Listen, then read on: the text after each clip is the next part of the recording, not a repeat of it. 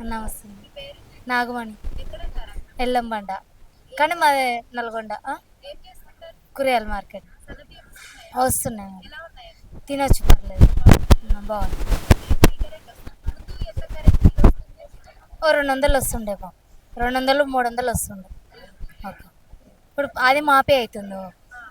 అంతే. ఇప్పుడు zero current వస్తుంది, జీరో బిల్ వస్తుంది. ఉంది మేడం. 2 ఎకరాలు అయింది మేడం. పర్లేదు ఇప్పుడైతే. ఫస్ట్లో బాగాలేకుండా ఇప్పుడు పర్లేదు. ఎక్కువ సార్. ఓకే. పడింది. నమస్తే అన్న. నమస్తే. మీ పేరు? రాజు. ఎక్కడ ఉంటారా? ఇక్కడ సాయి చరణ్ కాలనీ. ఏం చేస్తుంటారు? ఆటో నడిపిస్తాం. ఓకే. పొలం ఉందా అన్న? పొలం ఉంది. ఎంత ఉందన్న? అద్దె ఎకరం. రైతు భరోసా పడ్డాయా? పడ్డాయి. ఎంత పడినట్టు?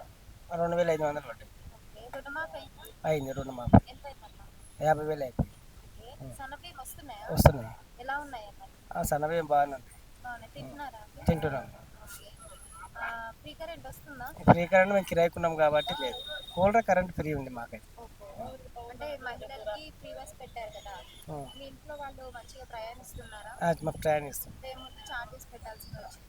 లేదు, ఇప్పుడు ఫ్రీగా బస్ ఉంది కాబట్టి ఫ్రీగానే వెళ్తాం. ఫ్రీగానే మంచిగా అనిపిస్తుంది. మంచిగా అనిపిస్తుంది. ఓకే. మరి రేవంత్ రెడ్డి గారి పరిపాలన ఎలా ఉందంటే ఏం చెప్తారు? పరిపాలన పర్వాలేదు, బాగానే ఉన్నది. Subscribe us and press the bell icon for more interesting updates.